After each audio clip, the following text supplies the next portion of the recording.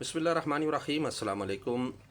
ज़ियारत के सफ़र पर जाने के लिए कुछ चीज़ें ऐसी हैं जिनका ख्याल रखना बहुत ज़रूरी है। वही मैं आज की वीडियो में कोशिश करूँगा कि मुख्तसर अल्फाज में वो आप तक पहुँचा सकूँ।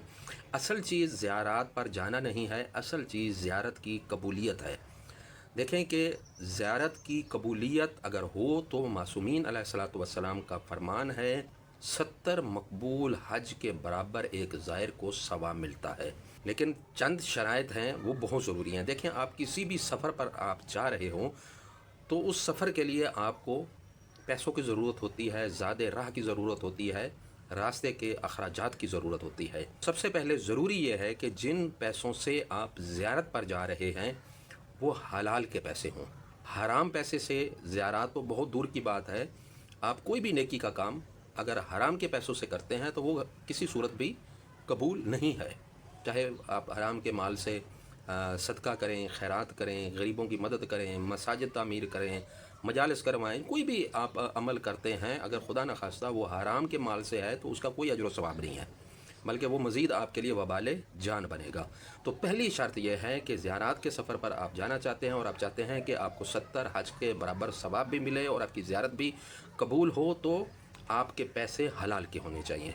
दूसरे नंबर पर यह है कि जिन पैसों से या जितने आपके ज़ियारत पर अखराजात आ रहे हैं उस पर अगर यानी इस ज़रिए से आपको पैसे मिले हैं, मसलन गंदम बेची है, चावल बेचे हैं, कोई अनाज बेचा है, तो उस पर ज़ाहिर है कि ज़कात लाजिम है, आपने ज़कात अदा की हो। और अगर आपके पास दीगर माल है तो उस पर खुम्स वाजिब है, तो सबसे पहले आप ज़कात और खुम्स अदा करें।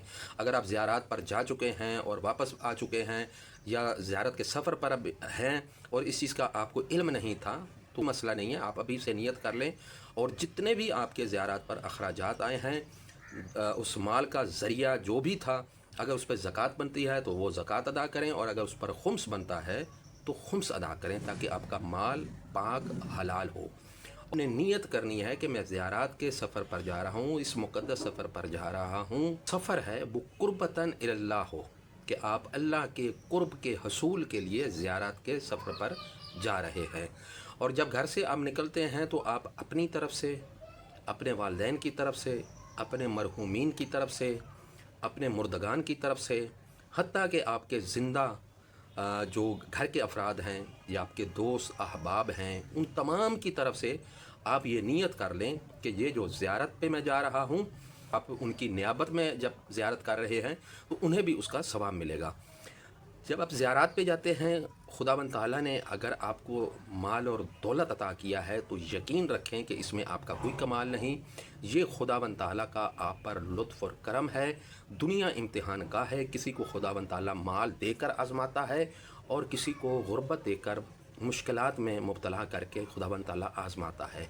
अगर आप साहिब माल हैं तो ख्याल रहे कि दौरान सफ़र आपके साथ जो गरीब ज़ायरीन ज़ियारत पर आए हुए हैं, कभी भी अपनी दौलत या अपने पैसे और अपने माल की बिना पर उन्हें डिग्रेड ना करें।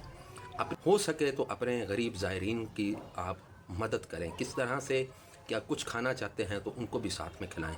और अगर आप इतना नहीं कर सकते तो कम अज़ कम इस चीज़ का ज़रूर ख्याल रखें, किसी का दिल ना दुखाएं, क्योंकि खुदावंद ताला बेहतर जानता है दिलों के हालात, खुदा बेहतर जानता है। मुमकिनात में से है कि जिसको आप वक्ती तौर पर अच्छा नहीं समझ रहे या हकीर समझ रहे हैं, मुमकिनात में से है कि वो खुदा के बहुत करीब हो, खुदा का बहुत ही मुकर्रब बंदा हो, वो मासूमीन अलैहिस्सलातु वस्सलाम का पसंदीदा फ़र्द हो।